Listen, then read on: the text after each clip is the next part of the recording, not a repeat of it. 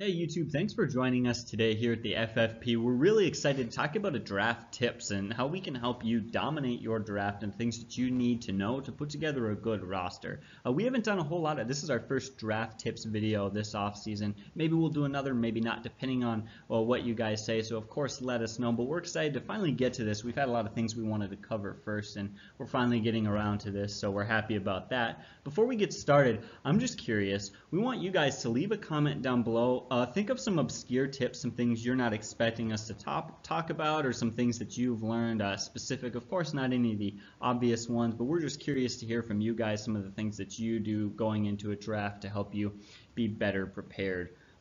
As always, this is an extremely important video, guys. A good fantasy draft is basically half the battle right there. That'll get you to that can get you a good roster, give you a huge head start, but it's not the whole battle. One of the things that I want to clarify before we start is that you have to do more than just draft well. If you follow all of these tips and you have a great draft and you have an awesome roster, well, it's not going to make any difference if you don't make smart trades throughout the year, if you don't make proper waiver wire drops and pickups, if you're not starting your lineup every week. You absolutely have to do those things. Don't let a good draft be a replacement for smart managing throughout the season. Yeah, last year we actually did a video, how to overcome a bad draft, actually, and one of our viewers there had said he had a bad draft. He watched the video, put some of those principles in practice, and was able to overcome a bad draft. I don't know if it was injuries or what it was that caused him to kind of consider it a bad draft, but he actually went on to win his league. And so draft is really important, but it's not the end of the world if you don't have a great draft or if you have a bad draft or injuries or whatever it is, but it's certainly important. But we'll probably I love to do another video like that again once the season starts, how to overcome a bad draft. So. Yeah, absolutely. And Rob's really an expert at overcoming a bad draft because he does every draft have a bad pack. So anyways, we'll get moving forward. Of course, check out our Instagram. We're posting stuff there every day. Check out our Facebook. Of course, check out our website as always. You guys, if you watch our channel, you know that, you've heard that. I'm going to move on. But let's get going with our first tip here, Rob. What's your first tip to help people have a good draft? Well, there's a lot of things we're going to talk about today. You know the old saying says that, you can't see the forest for the trees. And basically what that saying means, a person cannot see, understand, or focus on a situation in its entirety due to being preoccupied with minor details. Well, what does that mean for fantasy? Here's what I would tell you. It's important to do your studying, right? But don't overthink it. I think about baseball. I've followed baseball for years. I love baseball, but sometimes their statistics get a little bit, too detailed. Sometimes I think they're grasping at straws a bit here. Like, for example, I've heard things like, this hits lefties well, night games on artificial turf after the sixth inning. Like, there comes a point like, okay, is that stat really applicable? I think sometimes they overthink it. And there's such a thing as overthinking in your draft. There's such a thing as actually going too deep in your studying. There really is that. When it's all said and done, on-field production is what matters. I think about how many guys in the combine had huge combine numbers, were studs but failed. In fact, there was a receiver that back in the day, 1985, he ran a very slow 40 and ran a 4.7 40-yard dash. Now, some people say it wasn't 4.7. It was actually a 4.57. Either way, it was not fast for a wide receiver. And some other things entering the draft, he didn't have huge stat numbers coming out of the combine per se, or coming into the draft. And you know who that player was? Jerry Rice. It was Jerry Rice, who obviously is the greatest wide receiver that's ever played the game.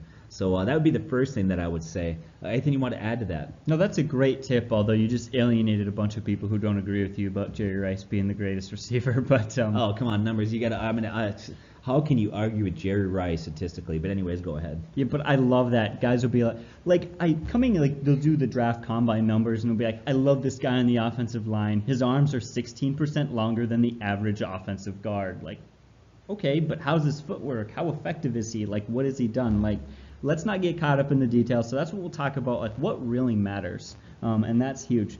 Either a guy's producing or he's not. Yep. I love that. So that's your first pick, or your first tip. My first tip is study a lot more. This is really obvious, but you need to know a lot of players. If you're in an average league which has 12 teams, 16 deep roster with bench and everything, that means you need to know 192 players and have a full grasp and a full understanding of them, because you have to be ready. You could end up with any combination of them. And so I just cannot overemphasize the idea that you need to study, study, study. Now this is a very boring tip, and I understand that, but it's the truth. And I'm just going to put it out there for people who underestimate this. If you're not sure if you've studied enough, you haven't studied enough. Like I said, you need to know essentially 192 players as best as you can. It's easier for us. We run the FFP. We're ranking every guy on every list, and so by the time we come to our drafts, we've already made our YouTube videos, we've already made our rankings, and so, we've done a lot of that work. We don't need to do a lot of research going each draft. But if you're not like us and you haven't done that, a lot of times you're going into a draft not nearly prepared. You haven't covered every name, and so, again, that's obvious, that's boring. I guess I apologize for that, but I had to get that out of the way. 192 players you have to know. Well, you're not going to win or lose your league in the first and second rounds, honestly, unless you have a guy in the first round that you draft that gets injured for the year. That's a huge setback. For me, honestly, it's really hard to go around the first, second rounds, things like that. There's so much talent out there. To me, leagues are won in the second half of the draft, honestly. As people start to check out, their knowledge begins to drop, they get distracted, the draft gets long, but that's when I kind of hunker down and really focus. That's where I really make my money, is later in the draft. Yeah, exactly. All right, so Rob, now what's your second draft tip? So I would tell people, this is a simple one. Most of you do it out there, but every once in a while this happens. Whenever we run drafts, and we've ran many drafts through the years, we bring cheat sheets. I would tell you out there, do your study, do your work, use cheat sheets. Be prepared. Maybe download some, create your own, that's fine. But the other thing, when you do your cheat sheets and when you download them, tier your players. That's so important. It's not just about your order. You got to understand the tiers and how that works out. We've talked about that in many videos. I'll use an example, tight ends. Okay, look at tight end number 3 versus tight end number 5 in our rankings. 2 positions seems kind of irrelevant, right? 3 to 5 doesn't really matter. The difference between tier 1 and tier 2 in that, and it's a difference between a very reliable stud versus somebody who's quality but less reliable. It's important to understand the tier system in your rankings when you look at cheat sheets. Another thing I would tell you out there, I think it's really bad to use cheat sheets that just to have overall rankings that combine all positions. I don't think that's very helpful at all, because it takes away the tiers, it takes away need and draft, things like that. So I would stay away from that. And then the other thing that I would say in that, and sometimes you don't have any control. Like for us, when we get to our draft, in redraft leagues, oftentimes we don't know till the day of what our draft order is going to be. Mm-hmm. But if you have an opportunity, I try to be out of the top 5. If I can trade away my pick, if I can trade out of that, I'll do that. Typically, we have found trading out of the first 5, you want to be somewhere pick 6 or later. Well, yeah, we were in a league one time. I happened to draw the 4th pick, and luckily Sean Easty had like the 9th pick, and I convinced him to switch with me, which was convenient. But yeah, I love that. Absolutely, that was one of my tips. Bring a cheat sheet, guys. There's nothing worse than you're up at your pick, you want to make a smart pick, you want to do a good job, you want to get the best player available, and you're not even sure who's available. No, you need to know. So one thing that you can do to have, like we've said, don't bring the overall every player. You want to have it broken down by position. You can actually go to our website, click on our rankings pages, and print it right from there. You just click like Control P and boom, it'll print our notes off for you on all of our players with their stats from last year and our in-depth notes. So that can really help you guys out a lot. Definitely do that. You don't have to use us, but absolutely have to have a cheat sheet. The other one is, do not underestimate the bad luck that you will have. We've all done it before. You're one pick away from getting your guy, you're leaning back confident, well, I'm excited, I'm getting the first round pick I want, and then somebody shocks you and he takes him, and you're like scrambling. So my note here is have more targets than you think you need. Rob, there was a league where, and we've talked about this in the past, they went heavy quarterbacks, and you ended up getting stuck with, I believe it was Andy Dalton, was it not? It was Andy Dalton. And at that year you had him ranked, we had him ranked like what, 19th or 20th? Yeah. I think a lot of people underestimate quarterbacks. They don't study quarterbacks. Well, all I have to do is I'll just pick a guy, and he'll be in the top 12, top 15, but that doesn't always work out that way. If you have to know the top 20 quarterbacks, then you have to know the top 60 running backs and the top 60 wide receivers. So that's one. You basically have to expect that you're not going to get the players you want. Well, and I think that comes down to one of the notes I was going to say later on. Know the people that you're drafting with. That helps considerably. And what happened there is typically I draft with people that are they play fantasy football, they understand a lot, and their trend is typically stay away from quarterbacks. If you draft a quarterback, you draft one, you don't take your backup. Those are the ones that play a lot. We were drafting some people from church, and we had a mixed bag. Some people that were very competitive, some people less competitive. And so what happened was, I think there was 14 teams in the league. And I think 11 quarterbacks were off the board, so I thought, okay, only a few more teams need quarterbacks there, so I'm going to wait. There's some guys I like out there. And then all of a sudden, these rookies who have never played fantasy football started drafting their backup quarterbacks. In a typical veteran league, you never see that. So it goes back to one of my points I'll mention later on, is know the people that you're drafting with. That would have never happened when I draft with veterans, but it happened when you deal with people that are new at it. They can be unpredictable, and that's why you need to be prepared and ready to know. So. Yeah, exactly. That's another great one. Another tip, or I believe you're up now, aren't you? I can pass it off to you. Pass off to me. Okay, there's so many things to talk about here. Some people improperly measure the preseason. Here's what they do. Some people put too much value on preseason play, and others totally ignore it. So I look at the preseason games. I think they're a great way to analyze younger players or players that are recovering from injuries. Those are kind of the two areas there. Now, the first year that I ever played fantasy football, I noticed the second-year player was doing really well. This is back in 1995. And this player, second-year player, is kind of lighting up the preseason.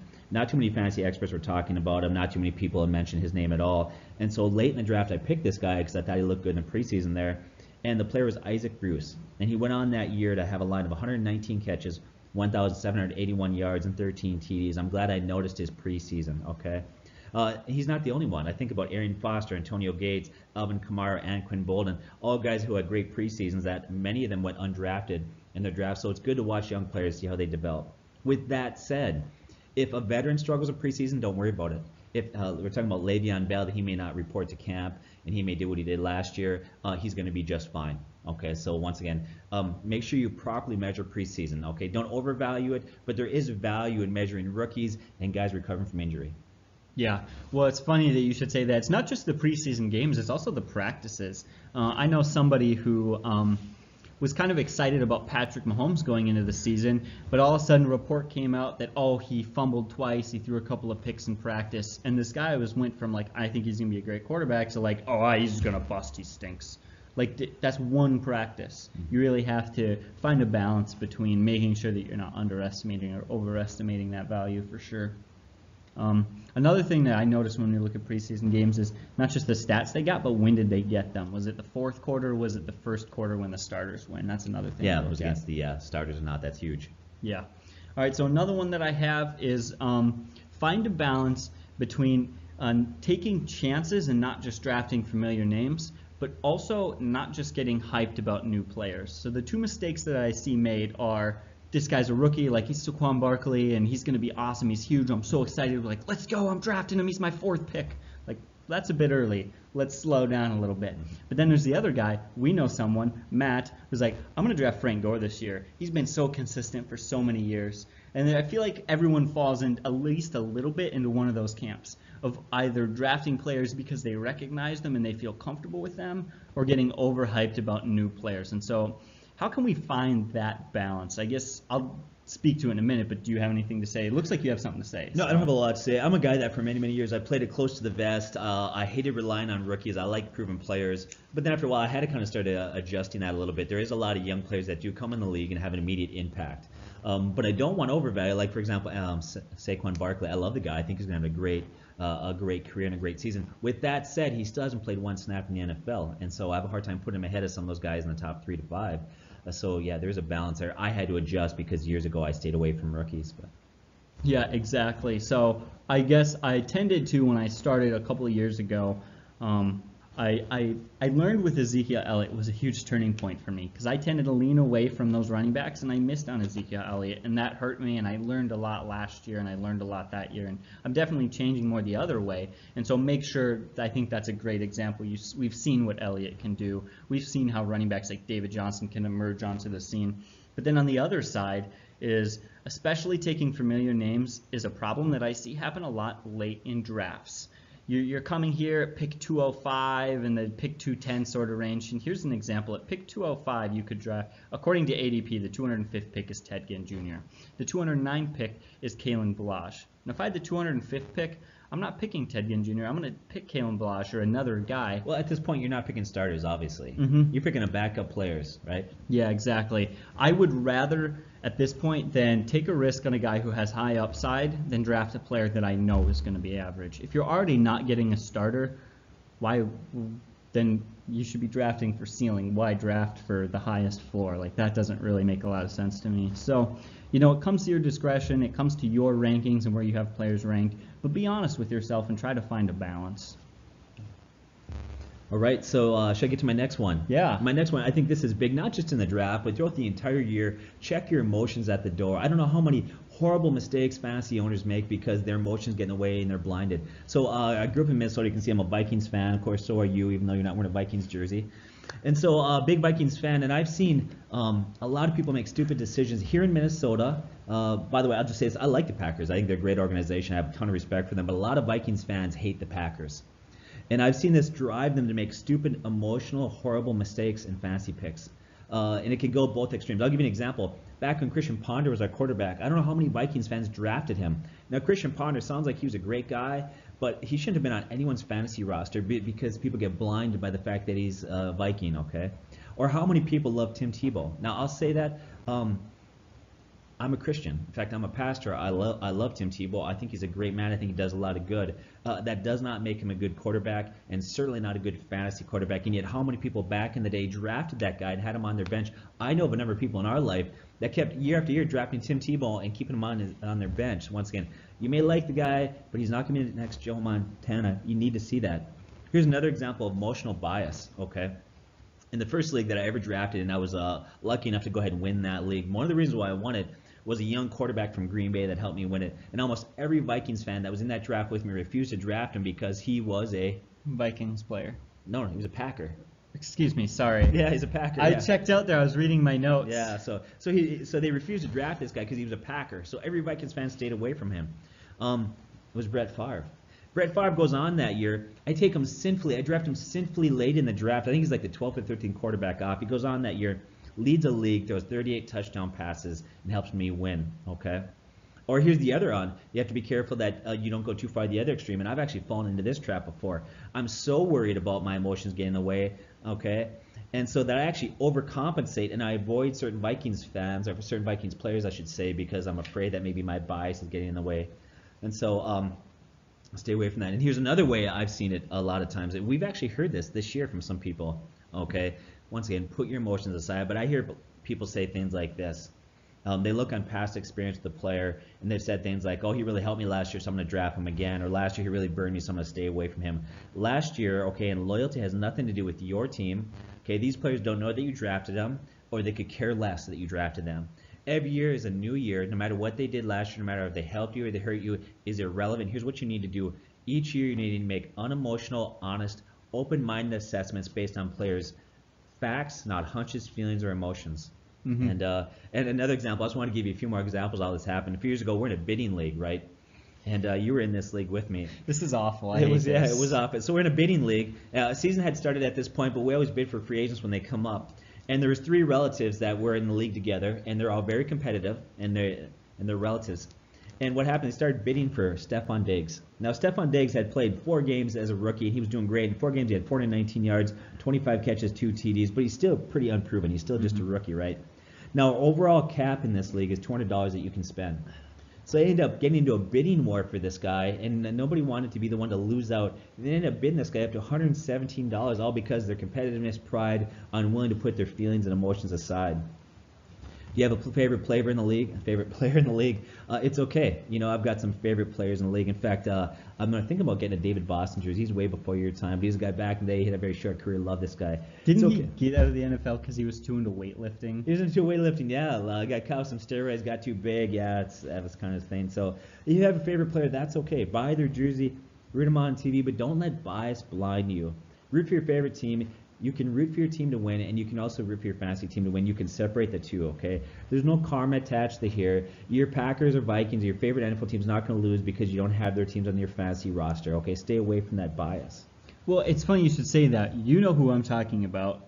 I was in a league, and a guy said, and this was not a competitive league. It was a church league, and just, you know, messing around, playing a league with a bunch of people from the church, building community. And this guy's like, yeah, I'm going to draft Jay Cutler. I draft him every year. And I was like, well, are you going to draft him because he's good? Do you think he's going to be good? Don't you want to win? He's like, I just want to have fun. Well, I put it down at the bottom below here. I said, have fun. Just know that winning is fun. Yeah. And maybe I'm too competitive, but that's what I enjoy. And so, yeah, it's crazy how people do that. I don't understand it sometimes. Yeah, I think another way, one final way that I think people's feelings and emotions blind them, and we are seeing this year even, where we might talk about a certain player, and you can see, if you're watching this, we made some comments about Mitch Trubinsky earlier in the draft, and some Bears fans didn't like that.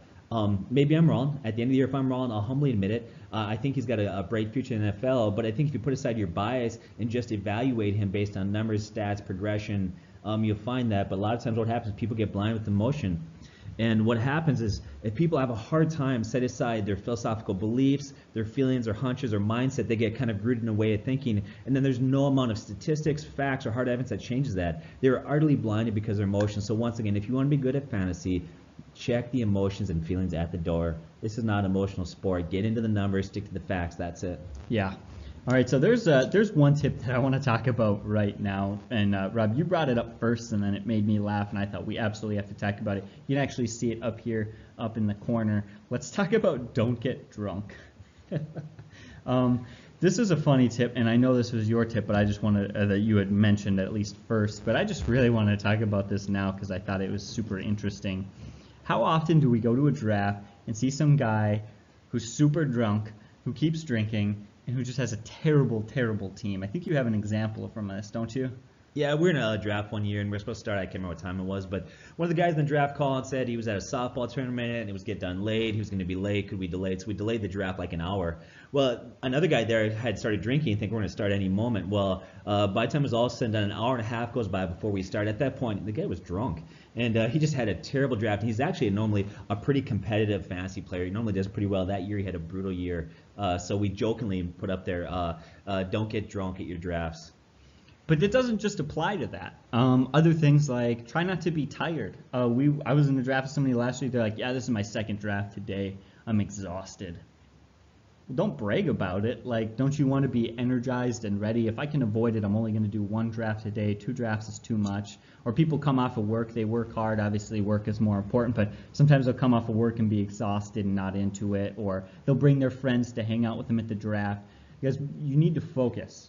You know, you have to keep track of every pick. We talk about going on your cheat sheet. Every time a pick is made, cross off a guy, continue to adjust what you're going to do. If you want to have a good draft, yeah, you do have to be somewhat mentally prepared. I've made that mistake. I've had friends at a draft before. We're messing around, we're eating pizza and drinking pop or whatever, and then all of a sudden my pick is up and I'm not as ready as I'd like to be. So, you know, I guess this tip is called don't get drunk, but it just applies to anything that can pull your mind away from being able to focus on your draft. Again, we want to have fun. We don't want to take this too seriously. I don't want to be like the guy who just sucks the fun out of it. But yeah, the more you can focus on it, the more you can enjoy just being competitive. The more competitive you will be, the better you'll be. Yeah. So should I get to my next tip? Yeah, if you want to get to your next tip, you can. This tip is really, really important once the regular season starts, but I think it also applies a little bit before the season starts and kind of post-draft. So this is kind of draft tips, but I want to include this here. Don't leave dead weight on your bench. This is so important. Okay. Now this piece of advice doesn't directly relate it to the draft, but here's why I included it. Okay. Right after the draft, most people out there, you're going to have maybe days, sometimes even weeks before the regular season starts. So you're going to have a gap there before that. Be active on the free agent market. Go out there in the waiver wire, check guys out. Always look to improve your team. I know so many people go out there and they'll have what they feel is a good draft. Who doesn't? I've never known too many people that after draft say, man, my team just sucks. I say that every year. You say that every year, yeah. We just said that here about drafting, so. Yeah, I guess it's genetic. No. So anyways, they'll have a good team. They feel good about how they did, and they just stand pat. And I'd say, you know what, get out there and be active. You can never have too much talent on your bench. Trust me, I've seen it time and time again. People ignore free agent market because my starters are set. That's what they tell me. My starters are set, I'm good. I'm like, you know what, you need to be building up your bench. Gobble up free agents and stash them on your bench. I can see, and I have seen fantasy teams that were doing really, really good in one weekend and do 180 degrees change. It can happen that quickly. I've seen teams entering Sunday loaded with talent, and then come Monday morning, their team's at triage center. And but now with all the injuries that they have, they go to the free agent market, nothing's out there. There's nothing but leftovers that they're picking through because other teams have went through there and they've dug out any quality free agents. Now they got to be able to just scrape the bottom of the barrel for anybody to fill in. Continue to build your bench. And actually, I ignored my own advice to my own detriment years ago. I made this mistake years ago. I'm in a dynasty league with my son, many other people, and I suggested to you that you should pick up a guy named Thomas Rawls. Mm-hmm. Thomas Rawls was out there. He looked like he was in a good situation. He had some potential. Lynch was getting older. And so I said, you should pick this guy up and throw him on your bench. I think it'd be helpful for you. That year, he finishes with 830 yards in 13 games. Okay. That same week, somebody had dropped Doug Martin. And I remember thinking, who would drop Doug Martin, even though maybe he's not doing great? He's still a starting running back in fantasy. That's a hard commodity to find. Now, at that point, he'd started slow, but he ended up finishing the year with 1,400 yards. Started slow, but Doug Martin had a great year that year. Now, I didn't really need him because I felt like I was set, so I told my wife, hey, you should pick up Doug Martin, throw him on your bench. You never know what you're going to need. Now, the reason why I didn't feel like either one of those guys were doing value to me is I had stud running backs. So I had Jamal Charles that came off 3 consecutive great years, and I had stud Le'Veon Bell. And I thought, those guys won't even break my starting lineup. Going against the very rule that I preach to others, which is load up your bench. In the same week, both those guys suffered season-ending injury. Unfortunately, there was nobody left out for me to pick up, and I had to scramble the rest of the year. So you got to load up on bench talent. Here's another reason why you load up a good bench talent. Why help out your competition? Mm-hmm. You know, if you have him on your bench, it's better than another guy can pick him up and use him against you. Keep him off your roster, your competitor's roster. And then here's another one I think that's important, is that load up your bench. Maybe later on you can trade him, something like that, maybe possibly so. Yeah, I really like that. And we even see it, you said this isn't just a draft tip, but we do see it in the draft, especially towards the end of the draft. We've seen it. Somebody we're in a league with had Russell Wilson as their starting quarterback, and they were kind of weak at running back, kind of weak at wide out, and they took Tim Tebow late. We mentioned him earlier. They didn't need a second quarterback. They just thought it would be fun, and they had their starter set, but it happens. You just got to continue to load bench on your depth, and we'd say specifically focus that bench towards running backs and wide receivers. Yeah. I don't usually have a backup kicker, a backup defense, or a backup quarterback. No, me neither. And if I'm in a league that forces you to start tight end, I usually don't have a backup tight end either. Yeah, and the reason why is because when you start drafting tight ends, if you have a 12-team league, that means 12 tight ends are at least drafted, if not more. My backup tight end is not that great. At that point, if I need a backup tight end, I'll just stream week to week. Mm-hmm. Why waste a bench spot with that? Absolutely. So I'm going to do another tip that doesn't necessarily push back at you, but brings balance to one of the points you just made. And you mentioned drafting a bunch of depth so you can trade him away. And I love having trade bait. I love to trade. I probably trade too much. It's probably a detriment of mine. Like, that would probably be the next thing that could take me a little bit further and be a little bit better of a fantasy player if I didn't trade so much. But some people draft players just to trade them, and it bothers me, and it shouldn't happen. I'm seeing it all off season. Now that we've started the FFP, we're getting more involved. We've always done our own research for ourselves. We don't follow other people's advice. But now that we're on Instagram, we're on YouTube, we see all these videos from other channels and all these posts from other people. They're like, this is a great guy. You can get him late and you can trade him. You should draft this guy. He's got great trade value. This guy, you could get a lot for him if you try to trade him. Why are you drafting a guy? Like, just sit down, draft, and put together a good roster. Put together good depth, have a good bench, have a great roster. Don't worry about trading guys. If you have a good roster, you will have trade bait. But don't say, hey, I could probably trade this guy to this guy. I know somebody who drafted a player because he played for a team that another person in this league really liked that team and really liked that player. And he's like, I'm just going to draft this guy so I can trade it to this person later. And that person just didn't want to make the deal, and they ended up getting stuck with a player they actually didn't want that much. Now, I want to make some clarifications. Now, I'm perfectly fine with this at running back, simply because the more running backs, the merrier, whatever. We talked about that at bench. And I'm somewhat okay with it at wideout, a little bit okay with it at wideout, but I'm definitely not okay with it at quarterback. I'm not okay with it at kicker, at defense. Guys, put together your own good team. Don't worry about what other teams are doing. Like, why do you need to trade if you draft a good roster? So again, it bothers me to see how far people are taking this, but that's all I got to say. What do you think of that, Rob? Yeah, I agree with that, definitely. When I talk about trading these bench players away, I'm not saying you draft to trade. I'm saying that if you draft talented players, at some point maybe that will be value that you can use to trade. But I totally agree with you. I see that one guy, remember, he drafted 3 quarterbacks. He thought he was going to put everybody in a pinch. I drafted some quarterbacks. He was set. He saw some talented quarterbacks out there. He kept taking them. He had 3 quarterbacks after the draft. We said, what are you doing? And he said, somebody's going to trade for this. And we all just sat back and laughed at the guy. He had to start dropping all these good quarterbacks. The unfortunate thing is after he dropped, there was nobody to pick up there. So yeah, exactly. So I guess to summarize that, if you draft a good roster, you'll have trade bait. But don't draft trade bait thinking it can give you a good roster. Does that make sense? That makes sense. That's the way to go about that. Rob, what is your next draft strategy? What's your next tip? Okay, so I strongly advise this. I know some of you are going to disagree in it. I can live with that. No big deal. And you joke around about my bad drafts, but I think success has shown that this works. When you draft, don't worry about your bye weeks and don't worry about your playoff schedule, okay? Many years ago when I started playing fantasy football in the early 90s, the game was different than it was today. We didn't use computers. The internet was just beginning to start off, wasn't big yet. And oftentimes what leagues did is they limited your free agent moves. Okay, and that required you to draft wisely, and sometimes you had to draft bye-week replacements because you only had maybe 5, 6, or 8 waiver wire moves. Now that's not the case. Almost every league has unlimited waiver wire moves out there. So why worry about your backup quarterback or kicker for bye weeks that you may not need for 7 to 8 weeks? Yet in the meantime, you missed out on some real great positions you could stash, or some potential you could stash. The year Odell Beckham Jr. came out, most leagues he was undrafted. So let's go back that year. I think Nick Novak was a kicker that year. Don't quote me on that, but I believe that he was. So would you rather have backup kicker Nick Novak on your bench, or this rookie Odell Beckham that could maybe become something? Like, that's a no-brainer. Yeah. Okay, so don't worry about that. Something else to consider. Oftentimes the backup quarterback, backup kicker, defense on your bench that you had there for bye weeks, they're a reason why they didn't get drafted really high. They're not that good, and oftentimes when it actually comes to your bye week, there'll be better options out that you can stream week to week, so why take that chance? Another thing that we say, and you talked about it too, we never draft backups. I don't draft a backup kicker, defense, tight end, quarterback. I just don't do it. I load my bench with wide receivers, running backs. That's all I do. Don't focus on the playoffs too early. I love on a guy, he'll draft a guy, and then he'll come to me like, this guy's got a great matchup in weeks 14, 15, and 16. Okay, I'm set for the playoffs. First of all, you got to get to the playoffs. Okay, so let's worry about that first. Don't count your chickens before they hatch, as they say. Second, you're looking at strength of schedule predictions that were based on the previous year. Okay, now a lot can happen in the offseason.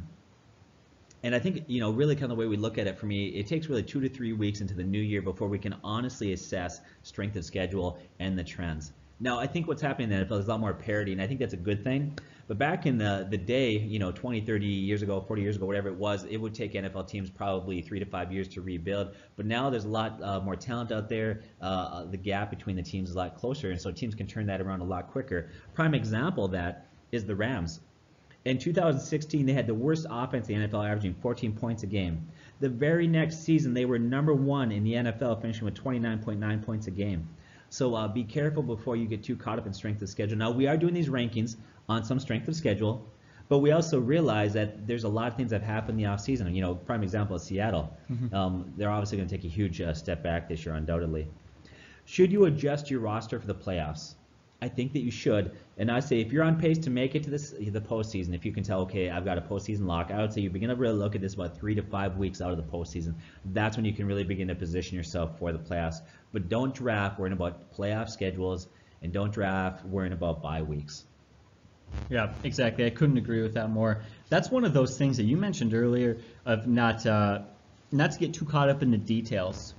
People are like, I've got a good strength of schedule during the playoffs. I've got my bye week set up. I've got good bench for quarterback, kicker, and defense. Like, okay, but your running backs stink, your wide receivers stink, your roster all around isn't that good. In fact, last year in a league, I had so many guys who had, I believe it was supposed to be a week 8 bye week.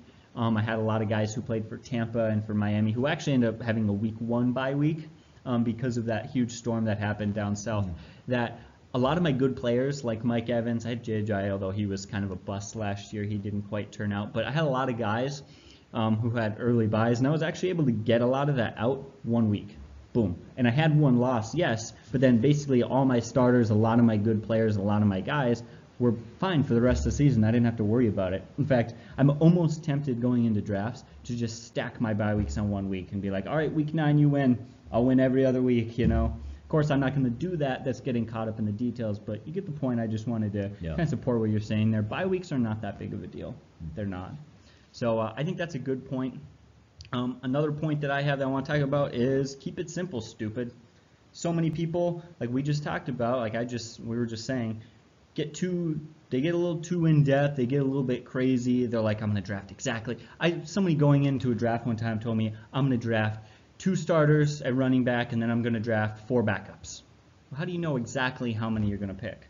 Who knows? Maybe extra talent comes out and you want to draft 5 backups. Or maybe there's not much and you only draft 3 backups. Like, who knows? You shouldn't be able to be so specific. You shouldn't be worrying about bye weeks or playoff schedule. Like, keep it simple, guys. You know what you know, and if you don't know it, just admit it. I think that's huge. Is not trying to outreach your understanding of the game and taking too many risks, So what do you think about that? Yeah, I agree with you. I actually got one I'm going to talk about. Mistakes people make, and I'll get to that in a little bit. Having no draft strategy, but sometimes being too rigid is also a mistake. You've got to be flexible, and that's what you're saying, So, anything you want to add to that? No, nothing really. That was a pretty short one, but I just wanted to put it out there. Yeah, here's a huge, this is important going to the draft. Know your league settings, know the league scoring, know your league. Not all leagues scoring systems are equal. And, I learned this the hard way. I'm in a dynasty league, not with you. I'm in a totally different one than him. And it's a PPR league. Now, before I got into that league, I played in many other leagues. I've been in auction league, bids league, standard, you name it, a lot of different things, but I've never been in a PPR league.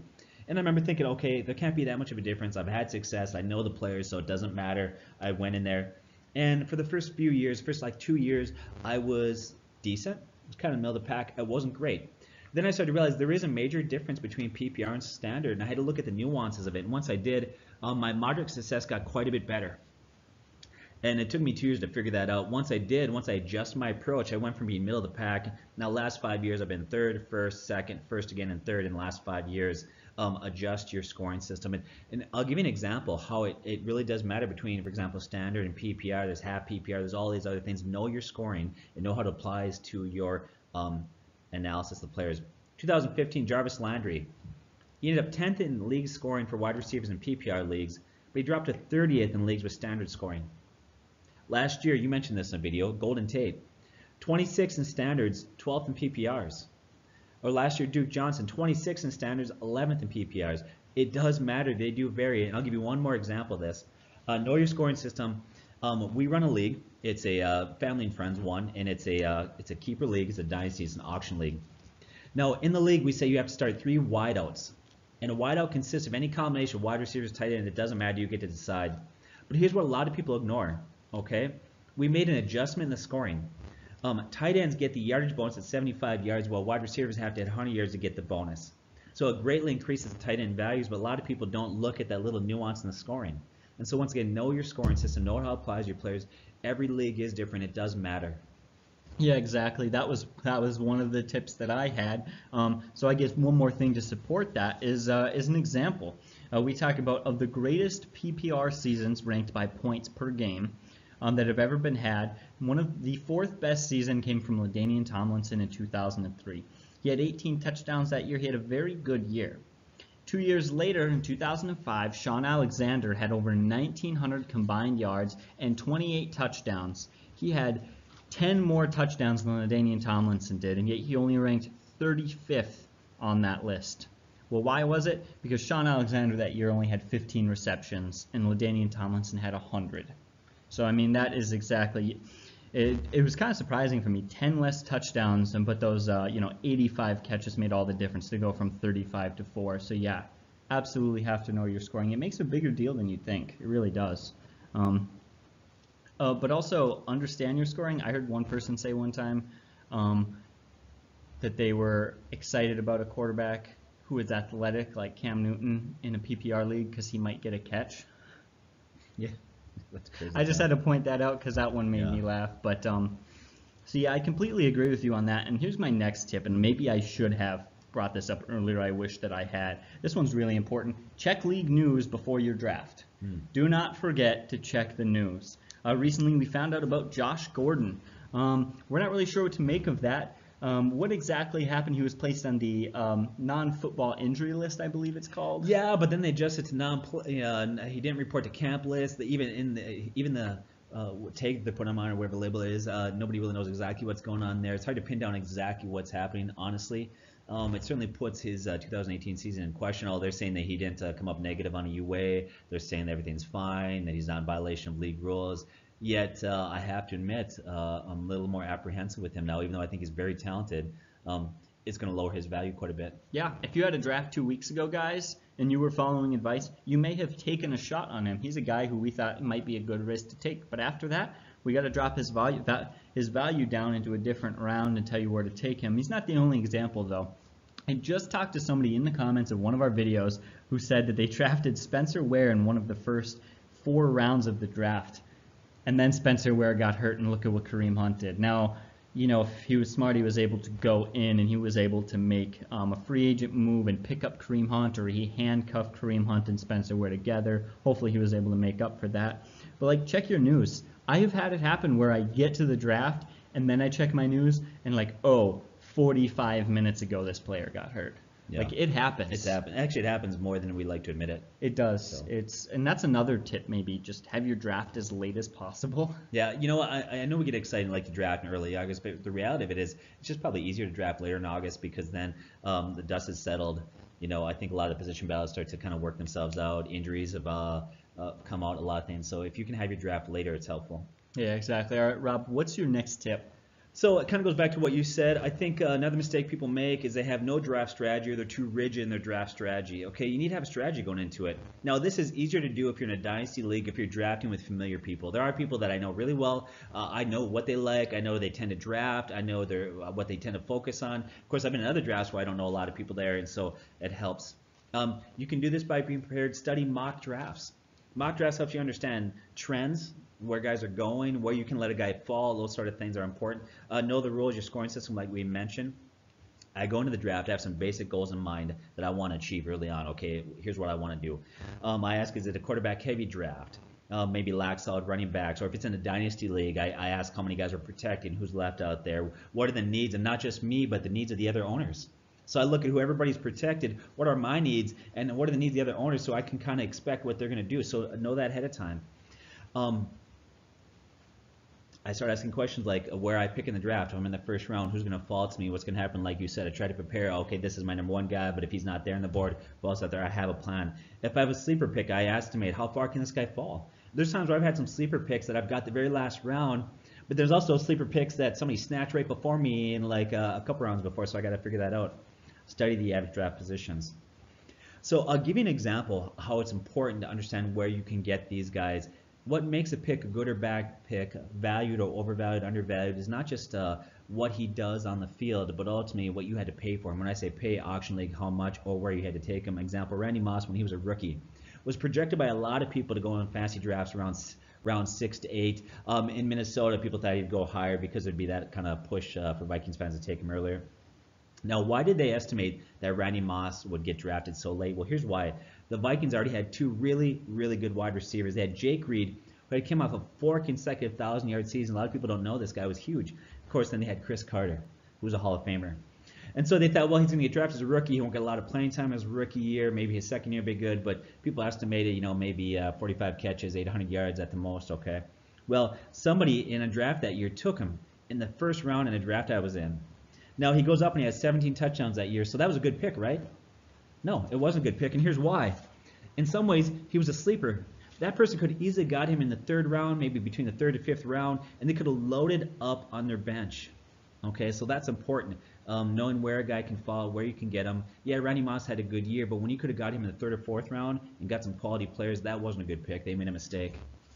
Have a plan going to the draft, but stay flexible. Every draft will have different ebbs and flows in it. You need to watch, observe how it goes, and you need to adjust your plan accordingly. So I drafted in a league recently. I was at the bottom third, it was kind of getting near the end of the draft, and I was kind of building up my bench, and I was looking for some extra talent at wide receiver or running back. And it got to me, and I was looking at about 5 or 6 receivers that all fell into that same tier. We talked about that tier system. So I'm looking at 5 or 6 guys. Well, then I look at the rest of the teams that are out there, and I realize that none of them really have a need for wide receiver. There's 5 or 6 guys that I'm looking at. So I think, you know what? I think at least one of those wide receivers will still be there the next round. So I do something that's very uncharacteristic to me. I can't even say that word today. So what I do uncharacteristically, okay, I go after a kicker. And I ended up getting Gostkowski, who had led the league 3 years consecutive in kicking. And then sure enough, when he came back around to me, one of those wide receivers I wanted was still there. So once again, I normally wouldn't do that. I normally wouldn't take a kicker then. But based on the tiers, who was out there, understand the other team, I thought, I think I'm going to do that. I think I can do that. So once again, stay aware.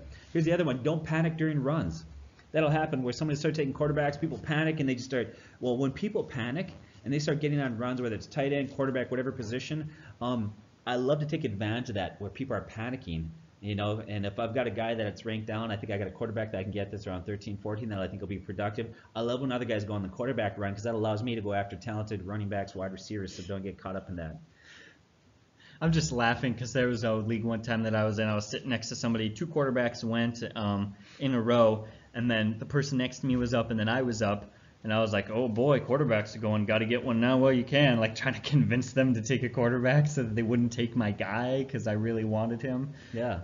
It's not a tip. Don't play playing a psychological game with people is not a tip, but I just thought that was a funny You know what? I example think of it can that. work at times a little bit. It depends on if you're playing with people that are rooted and they're knowledgeable in football. They probably won't bend on that at all. But every once in a while you can do that. I love talking football with my buddies before the draft. You know, days, weeks leading up to, even the day of. It reveals so much about their approach to draft, their sleepers, who they like. I make it sound like I'm just talking football, but the reality is I'm assessing where they're at and they're thinking, so I know how to approach it. Here's the other one. You talked about this in between picks. Okay. Keep track of who's out there. Keep track of your needs. Nothing more frustrating than the guy you get there and he has no idea. He has been keep track of a cheat sheet. He has no idea who's out there. I just hate that. Once again, keep track of what's going on. All right, so I'm kind of mad at you. You kind of mentioned it. My next tip is talent cliffs. Look for talent cliffs, which is basically a huge drop-off in talent. If I have a pick and maybe it's semi-early in the draft, and I still need another wideout, and I still need another running back, and I'm looking at it, and there are only 3 good running backs, and then it drops off a ton. But there are 8 good wide receivers, and then it drops off a ton. Well, then I'm clearly going to take a running back because the odds of one of those 8 receivers being around when I'm up again is far greater than one of those 3 running backs.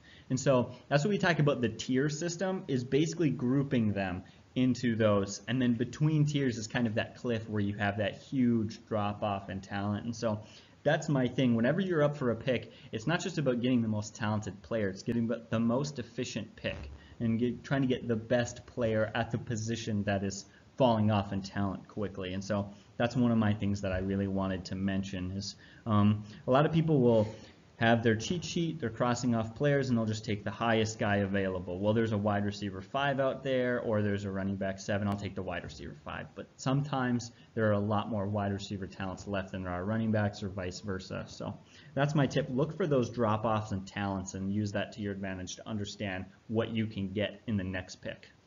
But you already sort of mentioned that, so I'm just kind of tacking on to what you said. Yeah. Quick thoughts. Don't undervalue the need for good quarterback or defense. Now, don't be that guy that takes your kicker in the 3rd round. Now, I'd say most of you watching this video would take football seriously, fantasy football seriously. You're not going to do that. But I remember, now I've been in very competitive leagues, and I've also been not so competitive. And years ago, brand new to a church, we were building community, so we did a draft, a bunch of different guys. And I'm not even making this up. In the 1st round, a guy drafts a kicker. Like, I thought he was being funny. I actually laughed. I thought he was being cute, but he did. Did you just call him cute? Okay. We'll talk after this video is over. So anyways, with that said, a good kicker and a good defense can win or lose the game. Do you want to tell a story about a good defense? I hate this story. If you guys are consistently watching our videos, you've heard this story. I was in the 1st round of playoffs. I was beating a guy by like 42 points. All my players were done. All his players but his defense were done. He had Seattle going, and Seattle's a good defense, but nobody gets that many points. Nobody gets that many points from a defense. We're in a league where that was one of those leagues where you score like 140, 120 points. You have a good week in that range. That's a good week. Nobody is consistently scoring 150 points. So you can imagine defense, you're lucky if they pass 20 for you. You're lucky. It doesn't happen every week, even from good defenses. And I'm sitting back, I'm fine. I wasn't even watching the game. You're like, hey, Christian, you should check this out. Hey, Christian, this is looking pretty ugly. Hey, they got another touchdown. And I lost. I was up by like, I don't know how many points, but they scored like 40-something points and beat me. Like, defense can make all the difference in the world. Take, for example, what the Jaguars were able to do last year. I just looked at the first 5 weeks of the season the Jaguars did, and in one of our leagues, which is even lower scoring than that, and we're in a league where, and it's kind of different from most people, we're in a league where if you can score 80 points, you've had a fairly good week. You've had an okay week. If you score 90 points, you've had a good week. And if you pass 100, you've definitely won your game. So it's pretty low scoring. But in that league, in the first 5 weeks, Jacksonville hit 28 points twice. That right there is enough to push you over the edge and help you win your game no matter what, basically. Yep. And so don't underestimate those positions for sure. Yeah. Is that all you have to say on that? I'll piggyback on that with defenses. Remember this, good defense don't always make for good fantasy defenses. I think about San Francisco when Harbaugh was there. They routinely finished in the top 5 in overall defense, but in fantasy, oftentimes they're the top 10. So there's a big difference there. Last year, the 5th best defense as far as combined points per game and yards per game rankings was Atlanta. Can you tell me, do you know what they were ranked fantasy-wise? Off the top of my head, I didn't expect you to. They were ranked 25th. They went from 5th to 25th. That's from very good starter. That's pretty happy with that defense. And if it were just regular football to fantasy football, no value. I don't want them even maybe occasionally to pick up once in a while for a week. But yeah, so that is a really nice thing. One of my more obvious tips is, well, you talked about goals a little bit ago. Every fantasy season, what's the goal, Rob? Win the championship. Win the championship. And every year, the team that wins the championship is pretty loaded. You have to make the playoffs. You have to win consistent games. You have to get lucky at the end of the year. And you have to be very, very good every single week to win a championship. That can be hard to do. It's not easy to do that, to have such a good team. And you can't have weak spots. You have to be good all around. And that's not my tip, is to be good all around. My tip is that to be good all around, you have to take chances. You have to take sleepers. You have to take risks. You can see on the screen, one of the things we have is take calculated risks. Yes, you're going to have to take some chances. You're going to have to gamble a little bit if you want to hit that home run. But that home run makes all the difference in the world. Last year, Todd Gurley was not expected to be a top 12 running back. He was not a first-round pick. He was a late second, third-round pick. And yet, he was owned by 47% of championship teams. You got to gamble a little bit. Other guys, Alvin Kamara, Kareem Hunt, guys, you're going to have to you're going to have to hit some home runs if you want to win your championships. And so that's one of my points. I don't have my notes here, but I want to piggyback on that. If you watch our videos, you know how we feel in this one. Now, once again, we believe you need to be flexible. We believe that every league is different. I get that. And the draft is going to dictate. If all if you get the number 12 pick in the first round and all the good backs are gone, you may have to adjust. If the only thing you take out of this video is this, first of all, when it comes to quarterbacks, don't take them early. In fact, you should not be taking a quarterback in the first 6 or 7 rounds. In fact, oftentimes I won't take one to rounds 9, 10, or 11. Quarterbacks, there's a lot of talent out there. If you watch our quarterback video, we explain that. Stay away from quarterbacks. You don't need a top one to win. 2, running backs early and often. I don't know if you're going to cover that at some point. Yeah, I was going to cover that a little bit. Okay. I'll let him get to that. And the other one, and that's even more so in PPR leagues. A lot of people think PPR leagues ups the wide receiver value. Well, PPR leagues devalues quarterbacks even more, and it increases what we call the top running backs. Now, I put that key at their top running backs, but I'll let you get to that in a bit. Do you want me to go with one more thing before I come back to you? Yeah, sure, why not? Okay. So just a quick thing out there. It's okay to go off script. It's okay not to follow the experts because they're human and they're not always right and we're not either. But if you're struggling what to do and you're not sure, when all else fails, consensus is not a bad way to go. There's a reason why people go consensus. So if you're not sure and you're struggling, that's how I would go. Definitely. Yeah, so one thing, if you guys watched our channel, you've heard this before. Last year, and this is support, for what we say, take running backs early and often. In the first 5 rounds, I want to have 3 running backs. I really do. It may not always work out that way, but most of the time it does. I want 3 solid running backs. We talk about bench. It's so important. You talked about your example of Le'Veon Bell and Jamal Charles. You can't just have 2 solid guys.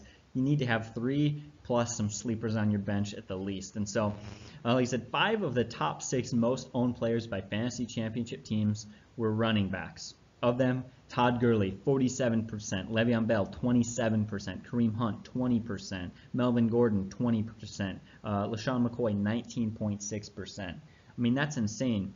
Now, actually, the 4th most owned guy on that list was Julio Jones, which is interesting because he wasn't the number 1 wide receiver. He just had kind of a bit of a value pick. But anyways, last year was not the only year that this is supported. You look at 2016. Of the top 5 most owned players by fantasy championship teams, every single player was a running back. It was David Johnson, LaShawn McCoy, Jordan Howard, Ezekiel Elliott, Le'Veon Bell. It's just crazy to see how frequently owned these running backs are on championship teams. And there's a huge drop-off in talent after that. Sorry, I keep saying but one thing to note is that in the first round, you have to take a running back in the first round, guys. In the first round, typically 9 picks are running backs. And by the time you've come to the second round, one of those guys isn't there. I know people get excited and, the first 6 or 7 running backs are off the board. I'll take a wide receiver and I'll be happy to have the best wideout out there, but I think that unless I don't want to take it too far, but I think that can also be a mistake. So load up on running backs. The number 1 wide receiver that was on the most championship teams last year was Julio Jones, who only had, I think, 3 touchdowns. Didn't have a great year per se. Another thing that we did actually is statistical breakdown. I'd love to post this at some point, but we looked at the top 20 all-time single season PPR performances by position, right? What'd you find? Remember that one? And what the numbers you find on that? Yeah, so what we found out is of the top PPR performances of all time, 19 of the top 20 were running backs. Only one was a wide receiver, and that was Jerry Rice, who had the best season he'd ever had, the Hall of Famer, like you said, probably the greatest receiver of all time. Not just the greatest receiver of all time, but the greatest receiver of all time's greatest season. He had like over 1,700 yards. He had tons of catches. He had like 17 touchdowns. He had a phenomenal season, and it still wasn't even enough to. I think he finished 16th. Wasn't even enough to crack the top 15. So. No, I know what a lot of you are thinking out there now because we've heard it from some of you as well. What happens? That position is more likely to bust than other positions. And it's probably some truth in that. Running backs are more apt to have season-ending injury, other things like that, so they tend to bust. Here's how you avoid the bust. 1, do your research well. 2, your bench. You don't just take it early. You take running backs early and often. You always build running back depth there. I'll give you an example of how this plays out. Now in the NFL, it's not enough to have a good starting quarterback. A lot of teams realize like you have to have a quality backup. Nick Foles, Philadelphia, right? Won a Super Bowl with him. Because they realize that you can't win without quality quarterback play in the NFL. So it'd be this mindset. Can you imagine if the NFL said, you know what, quarterbacks are busting all the time, they're getting hurt for the year, and so we're not even going to bother with the good quarterbacks, we'll put our time and resources the other way. No, they realize that quarterbacks are vital, therefore you need to have a good backup. Running backs are the same way. Yeah, they do bust at times. There are injuries out there. That way we say take running backs early and often. Build your bench. It's important. Last year, won a championship, and weeks 14, 15, and 16, I dominated with a play of 2 running backs that I had. One of them was Devontae Freeman. Antonio Freeman. Think about the wide receiver for the Packers many years ago. Devontae Freeman. He had a huge week 14, 15, and 16 for me. And then the other guy was Kenyon Drake. Now, Kenyon Drake I didn't draft. I had some other guys that got injured. But what I did do is I won. Freeman was my first-round pick. But I always followed my philosophy of just continuing to build my running backs. And those 2 guys took me to the championship. So. Yeah, exactly. And that's huge. Like, that 47% by Todd Gurley is just insane to me. But yeah, so I think that's really great. I don't know. I feel like we can't emphasize that enough. Like if you're watching our videos, you may be like, this is boring, we've heard this before, like I'm sorry. But you talk about like, there's an interesting story of a pastor who kept coming back and preaching the same sermon and everyone came up to him and they would say like, why are you preaching the same sermon? And he says, well, you still don't get it. You still haven't understood, you still haven't changed. Well, why do we keep talking about drafting running backs early and often? Because people are still drafting quarterbacks in the first round. People are still drafting wide receivers before they're securing their running backs. Like, we're still seeing the same mistakes that we've seen. We know a lot of you guys are smart. I'm so happy to see the community that we have built on YouTube and on our website and on Instagram. You guys are smart people, but there are a lot more fantasy players out there that are not seeing our channel that we want to reach as well, that are making these mistakes. So that's why we keep talking about it. Okay. If you have any more, like what more tips do you have? Little quick ones there. If you run a league, use draft boards. They're so helpful. In fact, we even talked about it before. Go to the Fantasy Bros. Great draft board. They sent to us for free. They get good products. Love to go there. They help speed things up. We have a link down in the description if you're looking for a draft board. Yeah. Another one I'd say stay away from. I don't hear as much as I used to, but back in the day, the thing used to be in fantasy is playing for the connection. So you try to draft the quarterback and wide receiver in the same team because you think, if I've got Mike Evans, then I want Jameis Winston because if they throw to each other, that's 10 points. That's stupid. Take best talent available, okay? Don't worry about the connection there. There's guys that actually do that. Well, the NFL is changing. That may have used to work where one wide receiver was a star and that's what your quarterback needed. But nowadays, guys like Tom Brady will throw to 8 different options. Right. And nowadays, they'll use matchups. You know why Julio Jones doesn't get a lot of touchdowns? The Matt Ryan, Julio Jones connection doesn't work because Atlanta says, fine, you're going to double team him, you're going to cover him, you're going to put your 2 best guys on him, we're going to send him off of the corner far left of the field, and great, you just wasted 2 players to cover our 1. We're going to take the man up and we're going to give the ball to a guy you're not expecting. Like that's just how the NFL works nowadays, mismatches. It just doesn't work to do that. It's not effective. Yeah. But back in the day, it used to be the thing, play the connection. I thought that was weird. Take best talent available. It doesn't matter. Yeah. Unless your league gives bonus for that, and I don't think any leagues actually do. So we should. That'd be great. I hate that. No, we're not. That's the worst. Another one I would say out there is if you're an auction bid, here's just some rules of thumb. If you're in an auction bid, we are in one of those where you bid. We have X amount of dollars that you can spend, fictional dollars, and you have to bid out and you have to fit all your players under the cap. Keep track of your money. I don't know how many guys at the end of the draft that we have to do the calculation form because he overspends or doesn't know what's going on. Then we had to go back and undo it. Here's a big thing. Value plays early in auction bids and sleepers at the end. You can get value plays early. And I used to wait on my money and try to get everybody else to spend their money. But what I found is early in the draft, people sit on players because they're saving money. They're reluctant to spend. So actually in auction bids, early in the draft is when you can get the good deals. Yeah. And what I like to do is I like to throw out big names too to get people to spend for it. So. Yeah, exactly. Yeah.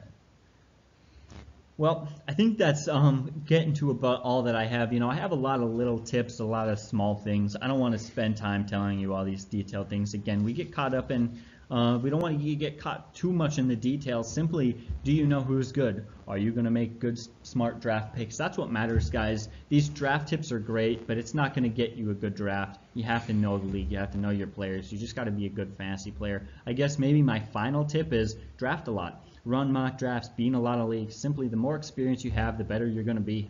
Yeah, my final tip would be confident. Do your research when it's all said and done. To be confident when you get to the draft. Don't listen to the expert. I don't know how many drafts I've been in where I'll do my research and whatnot, and then I'll go to make my pick. And there's always the expert who's like, I don't have him that high on my list. I don't really care. Yeah, right. So ignore that. Once you've done your research, be confident in your list. Have fun. But I love what you said. Years ago, I coached this baseball team. I told the kids, we're here to have a good time. We're here to have fun. But I tell you what, it's a lot more fun when you're winning. So you just ruined those kids. All right, well, as always, guys, we thank you so much for being here. Again, leave a comment down below what you thought of the video. If you think we're missing some tips, we want to hear from you guys, and maybe we'll learn something. As always, you guys have a great day, and God bless.